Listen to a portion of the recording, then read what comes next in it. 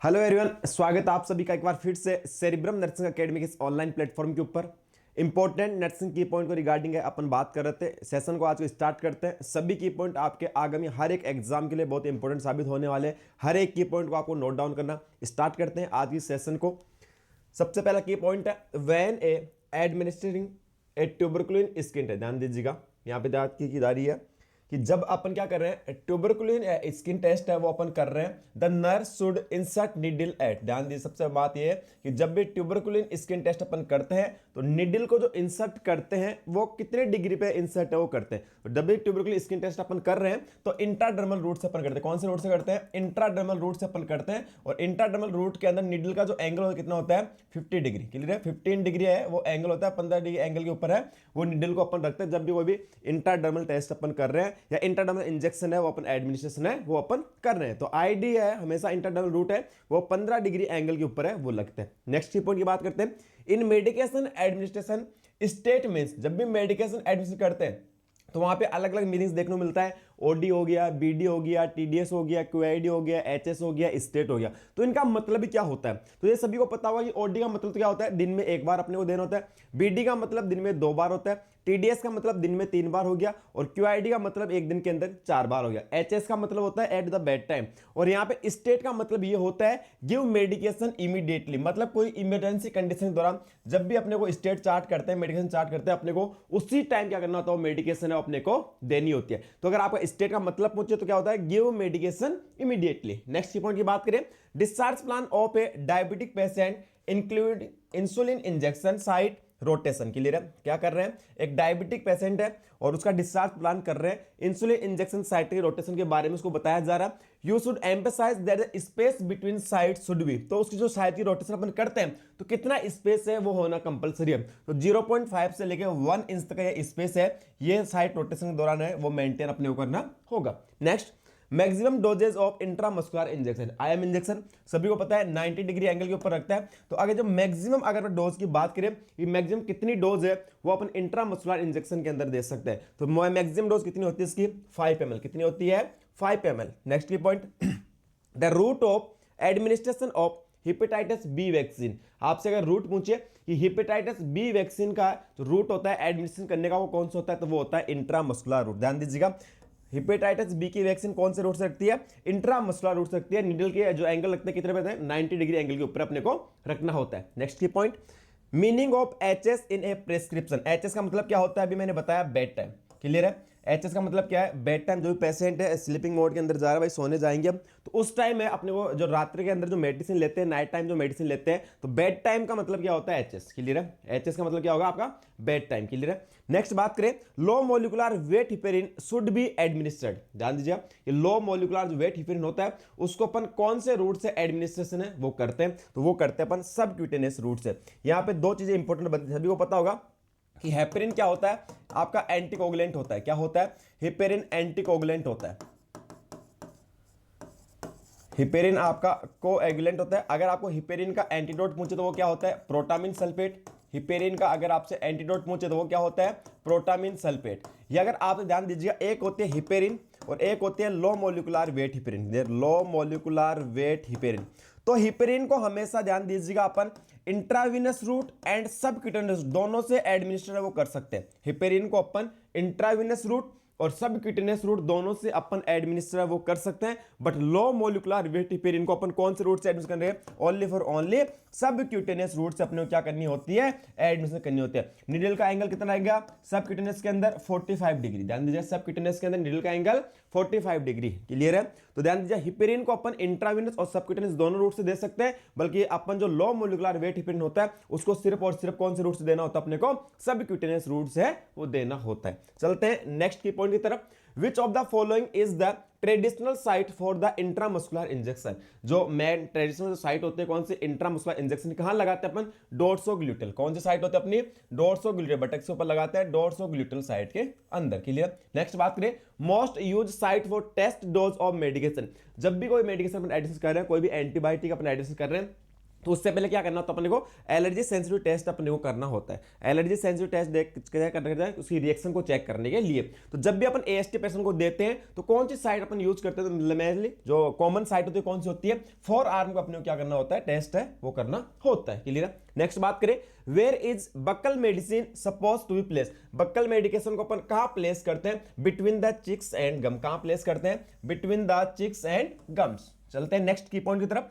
Below the skin which injection is injected. Skin के नीचे कौन सा इंजेक्शन इंजेक्ट करते हैं, तो कौन सा करते हैं, सबक्यूटेनियस। क्लियर है। नेक्स्ट बात करें, intradermal injection is given at. कितने डिग्री एंगल के ऊपर इंट्राडर्मल लगाते हैं, 15 डिग्री पे। क्लियर, 15 डिग्री के ऊपर क्या लगाता है, इंट्राडर्मल इंजेक्शन को एडमिनिस्ट्रेशन है वो किया जाता है। नेक्स्ट बात करें, application of the drug to the skin is known as. अगर स्किन के ऊपर क्या कर रहे हैं, अपने ड्रग को अप्लाई कर रहे हैं, उसको अपन क्या बोलते हैं, इनॉक्शन। क्या बोलते हैं, इनॉक्शन। जैसे कोई भी मान लो क्रीम वगैरह लगा रहे हैं स्किन के ऊपर, कोई भी लोशन वगैरह अपन लगा रहे हैं स्किन के ऊपर, तो जो अपन करते हैं उसको टर्मिनोलॉजी क्या बोला जाता है, उसको इनॉक्शन है वो बोला जाता है। नेक्स्ट की point, right route and dose of injection vitamin K in newborn. Newborn के अंदर बात करें, जो राइट रूट होता है एंड डोज होती है इंजेक्शन की विटामिन की कितनी होती है, तो 1 mg होती है। और रूट कौन सा होता है, इंट्रामस्कुलर। ध्यान दीजिएगा, न्यूबॉर्न के अंदर विटामिन के की अगर डोज पूछेगी, ब्लीडिंग को प्रिवेंट करने के लिए विटामिन के का इंजेक्शन लगाते हैं, क्योंकि आपका विटामिन के होता है वो 2, 7, 9, 10 नंबर जो क्लोटिंग फैक्टर होता है, क्लियर, वो बनाने के अंदर क्या होते हैं, हेल्पफुल होता है। तो विटामिन के इंजेक्शन लगाते हैं, डोज उसका 1 mg होता है। साइट कौन सी होती है, इंट्रामस्कुलर। और वो कहा लगाते हैं, थाई में, वास्टस लेटरलिस मसल्स के अंदर अपने को लगाया जाता है। किसके अंदर, बच्चों के अंदर, न्यूबॉर्न के अंदर। नेक्स्ट बात करें, what is the best route to administer insulin. Insulin admission करने का बेस्ट रूट कौन सा होता है, तो वो होता है आपका कौन सा भैया, सबक्यूटेनियस रूट। कौन सा रूट होता है, सबक्यूटेनियस रूट से क्या करते हैं अपन, इंसुलिन एडमिनिस्ट्रेशन है वो अपने को करना होता है। चलिए नेक्स्ट की पॉइंट तरफ बढ़ते हैं आगे की तरफ। Anti sensitive test should be done via intradermal route because. Clear है, जो अपन एएसटी टेस्ट करते हैं, सेंसिटिव रिएक्शन टेस्ट अपने को करते हैं, उसको इंट्राडर्मल रूट से वो अपने को चेक करना होता है। वो उससे ही क्यों करते हैं, क्योंकि ये क्या होता है, स्लोली क्या होगा, वहां पर डिफ्यूज होता है। क्लियर, क्या होता है, स्लोली डिफ्यूज होता है। ऐसा नहीं जैसे इंट्रावेनस अपने दे दिया वो डायरेक्टली ब्लड के अंदर चला गया। क्लियर, तो सेंसिटिव रिएक्शन मान लो उस डोज से अगर उस पर्सन को रिएक्शन हो रही है तो जल्द अर्लियर हो जाएगी। क्लियर है, तो कुछ भी एबनॉर्मल कॉम्प्लिकेशन वो पर्सन के अंदर देखने को मिल सकते हैं। तो उसको इंट्राडर्मल रूट इसलिए आता है, वो धीरे धीरे क्या होते हैं अपनी बॉडी के अंदर, ब्लड के अंदर क्या होते हैं, डिफ्यूज होते हैं। इसलिए जब भी एलर्जी सेंसिटिव टेस्ट करते हैं तो इंट्राडर्मल रूट अपने यूज करते हैं। कारण क्या होता है, बिकॉज एक डिफ्यूज स्लोली। नेक्स्ट बात करें, the hypodermal injection is also known as. Clear, तो सबक्यूटेनियस इंजेक्शन को अपन क्या बोलते हैं, hypodermal injection. Is that clear. How many microdrop in 1 ml। Clear, microdrop कितनी होती है 1 ml के अंदर, तो यहां पे एक होते हैं मैक्रोड्रॉप और एक होती है माइक्रोड्रॉप। क्लियर, माइक्रोड्रॉप कितनी होती है 60 ड्रॉप। क्लियर, माइक्रोम कितनी होती है 60 ड्रॉप। और मैक्रो की बात की जाए तो मैक्रोम कितनी होती है आपकी 15 ड्रॉप। क्लियर है, मैक्रोम कितनी 15 ड्रॉप और माइक्रोम कितनी होती है 60 ड्रॉप। चलते हैं नेक्स्ट के पॉइंट की तरफ। In the metric system of measurement 1 cup is usually considered as. Clear, 1 cup कितना होगा, कितना ml के बराबर होता है, लगभग 240 ml के इक्वल। क्लियर है, 1 कप इज इक्वल टू लगभग 240 ml। क्लियर, आप बोल सकते हैं 200 से लेके 250 ml के बीच में अपन एक ग्लास या 1 कप को इंक्लूड करते हैं। तो एक एक्यूरेट मेजरमेंट आपसे पूछे तो उसको 240 ml आप लोग कर सकते हो। नेक्स्ट बात करें, 1 ounce is equal to, 1 ounce है कितने के है 30 ml क्या होता है, इक्वल होता है। 1 ounce is equal to 30 ml। Next बात करें, 5 teaspoon is equivalent to how many million. Clear है, ध्यान दीजिएगा ml। अगर बात की जाए यहाँ पे 1 टीस्पून की, क्लियर है, अगर 1 टीस्पून होता है तो वो होता है 5 ml के बराबर। क्लियर है, यहाँ पे की जा रही है आपका 5 टीस्पून, तो 5 टीस्पून इज इक्वल टू कितना हो गया आपका 25 ml। कितना हो गया 25 ml। बट अगर आपसे यहाँ पूछ लिए हो गया आपका टीस्पून, अगर आपसे पूछे 1 टेबल स्पून, क्लियर है, 1 टेबल स्पून तो वो बराबर होता है कितना भैया आपके 15 ml के बराबर। 1 टीस्पून 5 ml और 1 टेबल स्पून कितना हो गया आपका 15 ml। तो यहाँ पे 5 टीस्पून पूछा गया था तो कितना होगा आपका 25 ml है वो आपका होने वाला है।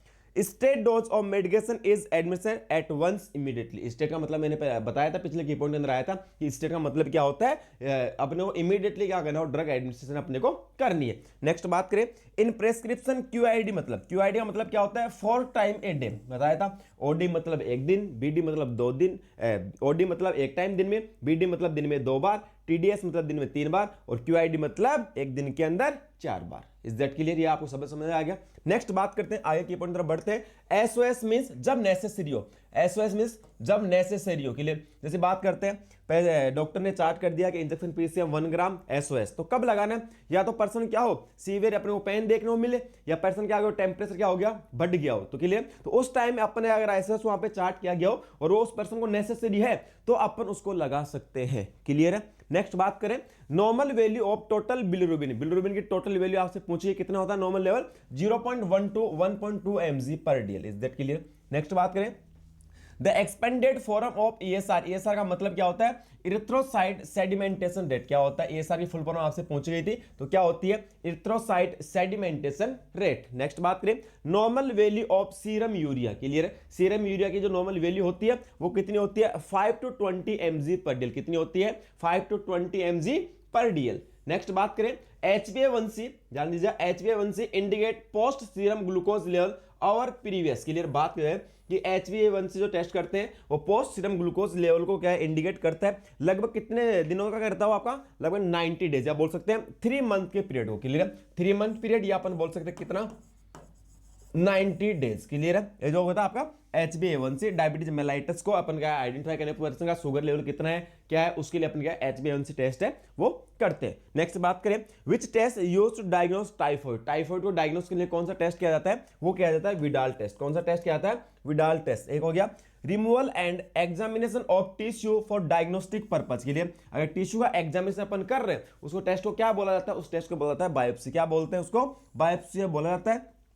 और टाइफॉइड के लिए कौन सा टेस्ट करते हैं अपन डायग्नोस करने के लिए? विडाल टेस्ट है वो किया जाता है। नेक्स्ट बात करें, typhoid that cause by salmonella typhi also known as, के लिए सभी को पता है टाइफॉइड है वो साल्मोनेला टाइफी के द्वारा कर होता है, और इसको और किस नाम से जानते हैं? एंट्रिक फीवर के नाम से किस नाम जानते हैं? एंट्रिक फीवर के नाम से है वो टाइफॉइड को जाना जाता है। और इसका जो बात करें पॉजिटिव एजेंट क्या होता है वो होता है साल्मोनेला टाइफी। किसके द्वारा हो रहा है? आपका साल्मोनेला टाइफी के द्वारा होता है, और इसको दूसरा नाम क्या होता है? एंट्रिक फीवर के नाम से भी टाइफॉइड को है वो जाना जाता है। चलते हैं आगे की पॉइंट की तरफ।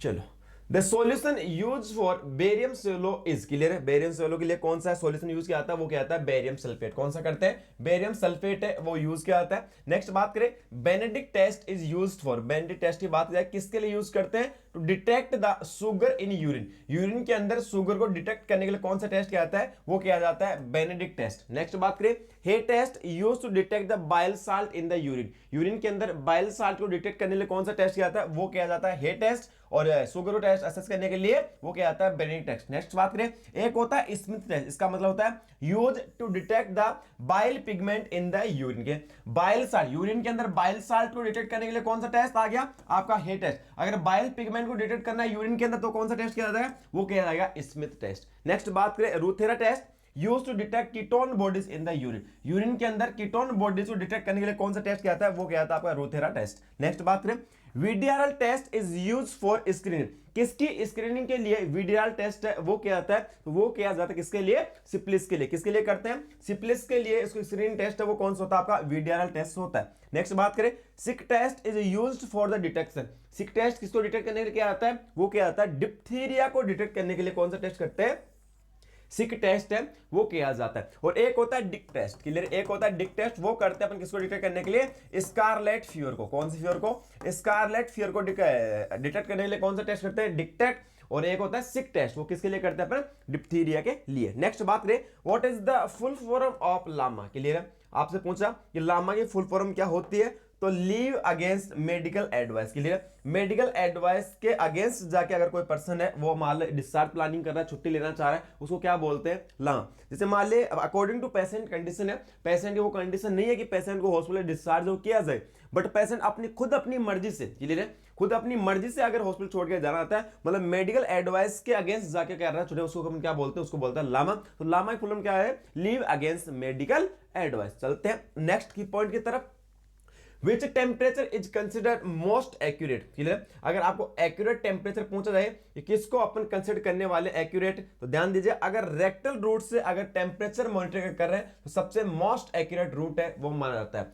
जनरली सबसे जो मोस्ट कॉमनली अपन यूज करते हैं जैसे ओरल हो गया, एक्सिलर रूट हो गया, क्लियर? लेकिन अगर मोस्ट एक्यूरेट रूट आपसे पूछ रहा है टेम्परेचर रिकॉर्डिंग का तो कौन सा होता है? आपका रेक्टल रूट। नेक्स्ट बात करें which of the consider the fifth vital sign in emergency. ध्यान दीजिएगा, आप सभी को पता है जो आपका टीपीआर हो गया, क्लियर, तो टेम्परेचर हो गया, पल्स हो गया, रेस्पिरेशन और बीपी हो गया, ये आपके नॉर्मली 4 क्या होते हैं, आपके वाइटल साइन होते हैं। और फिफ्थ वाइटल साइन होता है नॉर्मली वो कौन सा होता है, आपका पेन होता है। कौन सा होता है, पेन होता है। बट यहाँ पे बात ये की जा रही है कि इमरजेंसी के अंदर है, इमरजेंसी डिपार्टमेंट के अंदर फिफ्थ वाइटल साइन किसको कंसीडर करेंगे, वो करेंगे अपन प्यूपिलरी रिफ्लेक्स बोल सकते हैं, या प्यूपिलरी रिएक्शन टू लाइट बोल सकते हैं। प्यूपिलरी रिफ्लेक्स है वो क्या होता है, आपका fifth vital sign in the emergency condition. Is that clear?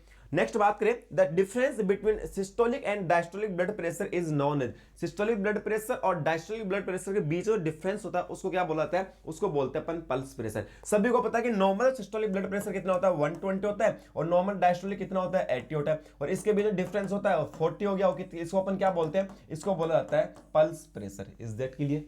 समझ में आ गया?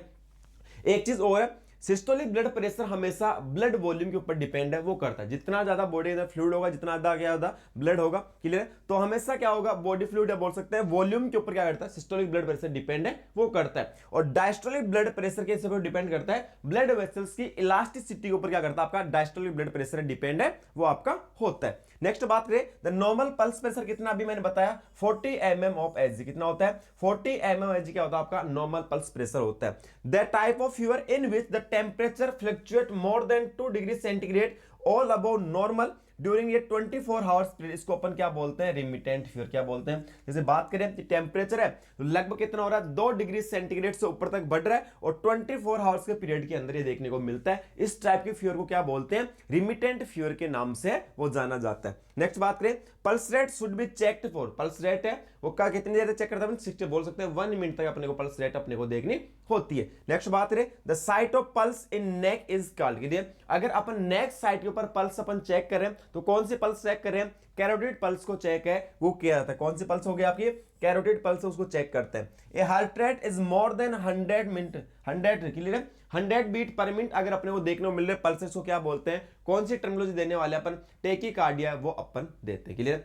अगर 100 से ज्यादा पल्स रेट अपन देखने को मिलती है उसको क्या बोलेंगे, टेकीकार्डिया, और अगर लेस देन अपने को 60 अगर देखने को मिल रही है दैट इज कॉल्ड ब्रेडिकार्डिया। 100 से ऊपर टेकीकार्डिया और 60 से नीचे से अपन क्या बोलते हैं, अपन ब्रेडिकार्डिया वो अपन बोलने वाले। चलते हैं नेक्स्ट की पॉइंट था, pulsation is not easily felt and slight pressure cause it be disappear. इस पल्स को कौन बोलते हैं, पल्सेशन देखने को मिल रहा है, इजीली अपने को फेल्ट नहीं हो रहा, क्लियर, इजीली अपने को असेस है वो नहीं कर पा रहे, इस टाइप, और बिल्कुल वीक पे अपने को फील हो रही है, इस टाइप के पल्स को क्या बोलते हैं, इस टाइप पल्स को बोलते हैं थ्रेडी पल्स। क्या बोलते हैं, थ्रेडी पल्स है वो अपन बोलने वाले। The normal pulse rate range in adult mail 60 से 100, क्लियर, ये नॉर्मल क्या होती है आपकी रेंज अपने को देखने को मिलती है। नेक्स्ट बात करें when pulse rate is less than 60 beat per minute it is called, इसको अपन क्या बोलने वाले, ब्रेडिकार्डिया वो अपन बोलते हैं। सभी को पता है एक नॉर्मल थिंग्स होती है कि जो नॉर्मल पल्स रेट होती है कितनी होती है, 60 से लेकर 100 तक होती है। 60 से कम आ रही है अपने को ब्रेडिकार्डिया वाली कंडीशन देखने को मिलेगी, 100 से अबव जा रही है तो टेकीकार्डिया वाली कंडीशन अपने को देखने को मिलते हैं। Collapsing pulse is also known as, collapsing pulse है उसको और किस नाम से जाना जाता है, उसको जानता है वाटर हैमर पल्स के नाम से, किस नाम जानते हैं, वाटर हैमर पल्स के नाम से वो जाना जाता है।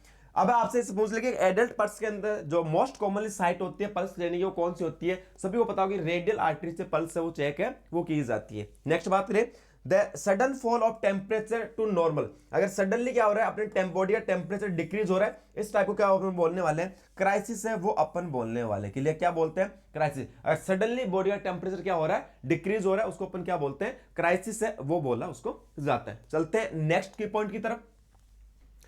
अगर आपसे सिंपल से ये पूछ ले कि बात करते हैं कि अपन सेंटीग्रेड में भी टेम्परेचर को मॉनिटर कर सकते हैं, फ़ारेनहाइट के अंदर भी टेम्परेचर को मॉनिटर है वो किया जा सकता है। अगर आपको टेम्परेचर सेंटीग्रेड के अंदर दे दिया तो उसको फ़ारेनहाइट के अंदर कैसे कन्वर्ट करेंगे, अगर टेम्परेचर की वैल्यू आपको फ़ारेनहाइट के अंदर दे दी तो उसको सेंटीग्रेड के अंदर कैसे कन्वर्ट अपन कर सकते हैं, तो उसका एक फॉर्मूला होता है, what is the correct formula to convert the Fahrenheit into the centigrade. Fahrenheit को सेंटीग्रेड के अंदर अगर अपने को कन्वर्ट करना है तो फ़ारेनहाइट को सेंटीग्रेड कैसे कन्वर्ट करेंगे, ये फॉर्मूला क्या होगा, F-32 इंटू 5/9, क्लियर है। ये होता है आपका किसको, आपको जो सेंटीग्रेड है इसको आपको कन्वर्ट है वो आपको करना होगा, क्लियर है। फ़ारेनहाइट को सेंटीग्रेड के अंदर कन्वर्ट करना है तो यहाँ पे अपने F-32 इंटू 5/9 ये फॉर्मूला अपन यूज कर सकते हैं। बट अगर यहाँ पे अपोजिट हो जाए, क्लियर है, अगर अपोजिट हो जाए formula to converting Celsius scale of temperature to the Fahrenheit. अगर सेंटीग्रेड या सेल्सियस को अगर अपन किसी के अंदर कन्वर्ट कर रहे हैं, फ़ारेनहाइट के अंदर अगर कन्वर्ट अपने को करना है तो कौन सा फॉर्मूला होगा, C into 9 Celsius into 9/5 plus 32 है वो उसके अंदर अपन ऐड है वो करने वाले। ये आपका फॉर्मूला था किसके अंदर, सेल्सियस स्केल को अपने को फ़ारेनहाइट के अंदर क्या करना अपने को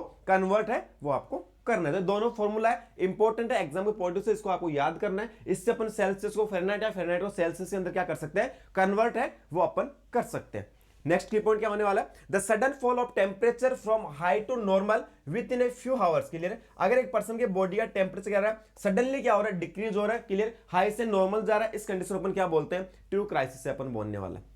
क्लियर, बॉडी का टेम्परेचर सडनली गिरा उसको कंडीशन अपन क्राइसिस बोलते हैं। सडनली हाई से क्या हो रहा है, नॉर्मल की तरफ आ रहा है, उसको अपन क्या बोलने वाले, ट्रू क्राइसिस कंडीशन है देना। लेकिन ट्रू क्राइसिस कब बोलेंगे, पर्सन के क्या हो रहा है, बॉडी का टेम्परेचर डिक्रीज होने के साथ साथ क्या हो रहा है, पर्सन के सिम्टोमेटिक जो पर्सन के सिम्टम है वो भी क्या हो रहा है, एकदम नॉर्मल कंडीशन के अंदर है वो, और उसको अपन क्या बोलने वाले, ट्रू क्राइसिस है वो अपन बोलने वाले। नेक्स्ट बात करें, the thermometer used in common patient should be washed with in soap and water and disinfect with, किसके द्वारा अपन है वो थर्मामीटर को डिसइंफेक्ट वो कर सकते हैं। क्लियर, कौन सा सॉल्यूशन है वो अपन यूज है वो करने वाला है। तो मेनली 3 सॉल्यूशन होते हैं जिसके द्वारा अपन क्या करते हैं, थर्मामीटर को डिसइंफेक्ट वो करते हैं। वो कौन कौन से होते हैं, एक होता है सेवलॉन, एक होता है लाइसोल, और एक कौन सा होता है आपका डिटोल। क्लियर है, याद कर सकते हो आप एलएसडी के द्वारा, किसके द्वारा, एलएसडी के द्वारा आप लोग याद कर सकते हो। एक हो गया कौन सा आपका लाइसोल, एक कौन सा हो गया आपका सेवलॉन, एक कौन सा हो गया डिटोल। क्लियर है, एक कौन सा हो गया आपका डिटोल। आगे इनकी स्ट्रेंथ अगर आपसे पूछे कितनी स्ट्रेंथ है वो अपन लेते हैं। अगर आप स्ट्रेंथ के बारे में पूछा है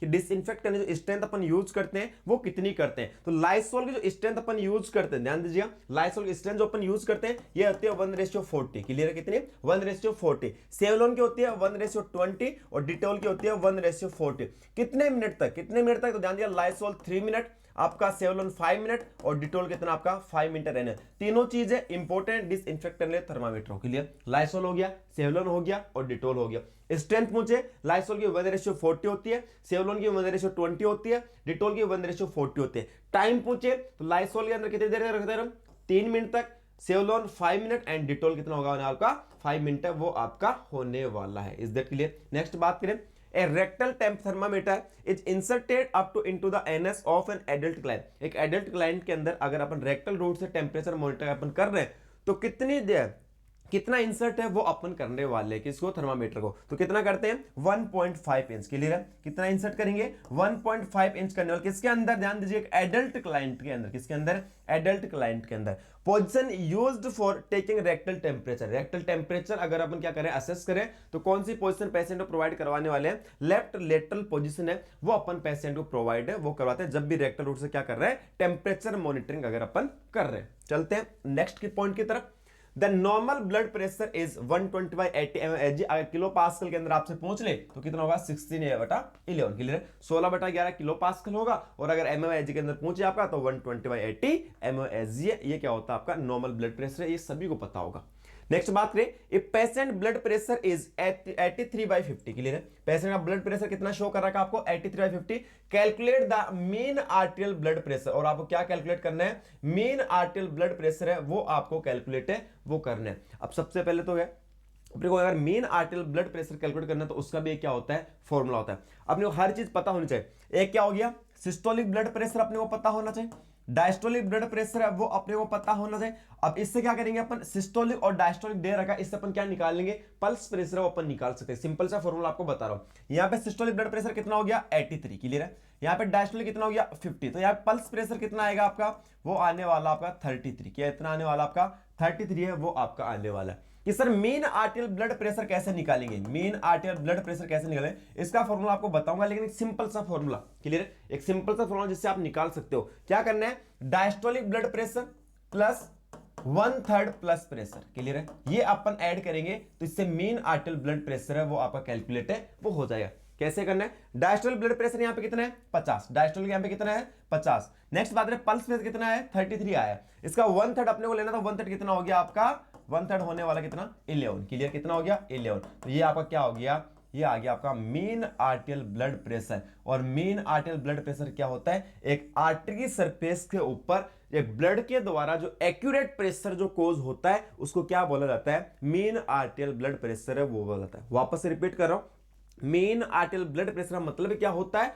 कि अगर एक आर्टरी सरफेस के ऊपर ब्लड द्वारा जो एक्यूरेट फोर्स है वो जो कोज किया जा रहा है उसको अपन क्या बोलते हैं, मीन आर्टियल ब्लड प्रेशर है वो बोला जाता है। Is that clear? नेक्स्ट बात करें, mean arterial blood pressure means, यहाँ पे एक फॉर्मूला अपन वो यूज और कर सकते हैं। मीन आर्टियल ब्लड प्रेशर, अगर ये फॉर्मूला आपको, सबसे इजी फॉर्मूला यही है, अगर ये आपको फॉर्मूला सूट नहीं हो, दूसरा फॉर्मूला भी होता है mean arterial blood pressure calculate है वो करने का, sum of twice the diastolic blood pressure, clear है? या बोल सकते हैं 2 into diastolic blood pressure plus the systolic blood pressure and then all divided by the 3, clear? Plus यहाँ पे सिस्टोलिक ब्लड प्रेशर हो गया और सभी को अपन किससे डिवाइड करेंगे, 3 से डिवाइड है ये करने वाले, 2 गुना diastolic blood pressure plus systolic blood pressure, clear है? और इसको अपन कितने से डिवाइड करेंगे, अपन 3 से डिवाइड है वो अपन करते हैं। इससे भी आप मीन आर्टियल ब्लड प्रेशर उसको क्या कर सकते हो, कैलकुलेट कर सकते हो। बाकी सिंपल सा फॉर्मूला आप ये यूज कर सकते हो, diastolic blood pressure plus 1/3 pulse pressure है, इससे भी आप मीन आर्टियल ब्लड प्रेशर को कैलकुलेट है वो कर सकते हो। चलते हैं नेक्स्ट की पॉइंट तरफ। While measuring blood pressure, the patient should be placed कौन सी पोजीशन में, sitting position and arm is in the level of heart, clear? Person को अपन वैसे सुपाइन पोजीशन रख सकते हैं, पर्सन अगर सिटिंग पोजीशन में तो उसका जो आर्म है ये किस लेवल के ऊपर होना चाहिए, हार्ट के लेवल के ऊपर उसके आर्म को रखने। अगर इस पोजीशन में अपन नहीं रखे तो क्या होगा, पर्सन के अंदर फॉल्स ब्लड प्रेशर रीडिंग है ये अपने को देखने को मिल सकती है। नेक्स्ट की तरफ बढ़ते हैं। While measuring blood pressure in upper arm, the chest piece of stethoscope is placed over, clear? जब भी अपन क्या कर रहे हैं, ब्लड प्रेशर अपर आर्म से क्या कर रहे हैं, मॉनिटर कर रहे हैं, तो स्टेथोस्कोप को कहां प्लेस करने वाले हैं, ब्रेकियल आर्टरी के ऊपर अपन क्या करने वाले हैं, प्लेस है स्टेथोस्कोप को रखने वाले। Is that clear? नेक्स्ट बात करें, the routine blood pressure measurement start from the age of, routine बात करें रूटीन ब्लड प्रेशर मेजरमेंट की, एक स्क्रीनिंग की अगर बात करें तो किस एज के ऊपर स्टार्ट करते हैं, लगभग 3 इयर्स के ऊपर। कब? 3 इयर्स एज के ऊपर नॉर्मली स्क्रीनिंग का ब्लड प्रेशर की स्टार्ट है वो कर दी जाती है। चलते हैं नेक्स्ट की पॉइंट तरफ आगे बढ़ते हैं, ध्यान दीजिए भैया। Increase depth of breathing with normal respiratory rate is called, clear? Normally यहाँ पे रेस्पिरेशन रिलेटेड है, कुछ टर्मिनोलॉजी यहाँ पे दी गई है और क्या क्या टर्मिनोलॉजी दी गई है, increase depth in breathing with normal रेस्पिरेट, rate वही है, ध्यान दीजिएगा, रेस्पिरेशन की रेट वही है बट डेप्थ क्या देखने को मिल रही है, इंक्रीज है, ये अपने को देखने को मिल रही है। डेप्थ इंक्रीज हो रही है बट रेस्पिरेटरी सेम है, बट डेप्थ क्या है इनकी, इसको अपन क्या बोलते हैं, हाइपरपीनिया। क्या बोलने वाले हैं, हाइपरपीनिया है वो अपन बोलने हैं। अगर यहां पे आ जाए कि डेप्थ रेस्पिरेटरी रेट सेम है बट डेप्थ क्या हो रही है, डिक्रीज हो रही है, उसको अपन क्या बोलते हैं, हाइपोपीनिया के नाम से जाना जाता है। नेक्स्ट बात करें, पर्सन के अगर नॉर्मल रेस्पिरेशन देखने को मिल रहा है उसको अपन क्या बोलते हैं, यूपीनिया।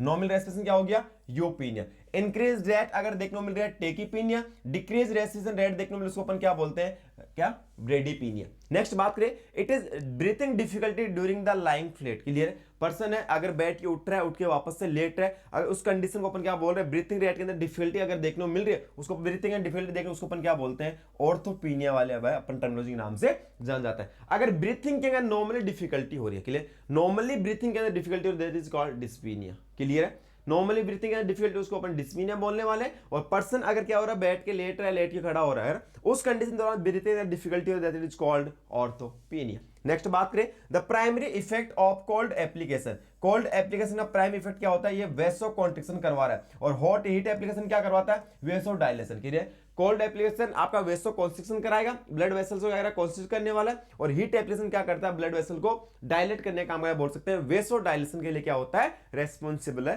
वो होता है। तो दोनों चीज इंपॉर्टेंट, कोल्ड एप्लीकेशन वेसो कॉन्स्ट्रिक्शन करवाएगा, हीट एप्लीकेशन क्या करवाएगा, वेसो डायलेशन है वो करवाने के लिए जिम्मेदार है वो होता है। चलते हैं नेक्स्ट की पॉइंट तरफ। What should be the temperature of water used for cold sponging? Cold sponging के लिए जो वाटर है, जो टेम्परेचर है वो कितना होता है, 70 डिग्री फ़ारेनहाइट। कितना होगा, 70 डिग्री फ़ारेनहाइट है। ये अपन कोल्ड स्पंजिंग के लिए क्या रखते हैं, वाटर का टेम्परेचर अपने को रखना होता है। नेक्स्ट बात करें, the treatment of choice in heat stroke. Heat stroke के अंदर ट्रीटमेंट ऑफ चॉइस होता है वो क्या होता है आपका, टेपिड वाटर स्पंजिंग। क्या होता है, टेपिड वाटर स्पंजिंग। और वाटर स्पंजिंग के लिए क्लियर जो अपने टेम्परेचर अपन लेते कितना होता है वाटर का, 70 डिग्री फ़ारेनहाइट है वो आपका होता है। नेक्स्ट बात करें, the acronym CPAP refers to, simple सी बात है, सीपेप का मतलब क्या होता है, सीपेप की फुल फॉर्म क्या होती है, कंटिन्यूअस पॉजिटिव एयरवे प्रेशर। क्या होता है, कंटिन्यूअस पॉजिटिव एयरवे प्रेशर। किसी फुल फॉर्म आपकी सीपेप की। नेक्स्ट बात करें, Which solution should be used to mop up the spill blood on the floor of operation theatre? Clear है? अगर ब्लड स्पिल हो गया तो उसके लिए कौन सा सॉल्यूशन यूज किया जाता है? वो क्या आता है? Sodium hypochloride. कौन सा करते हैं? सोडियम हाइपोक्लोराइड है वो सॉल्यूशन यूज किया जाता है। क्या हो गया? ब्लड अगर स्पिल है अगर देखने को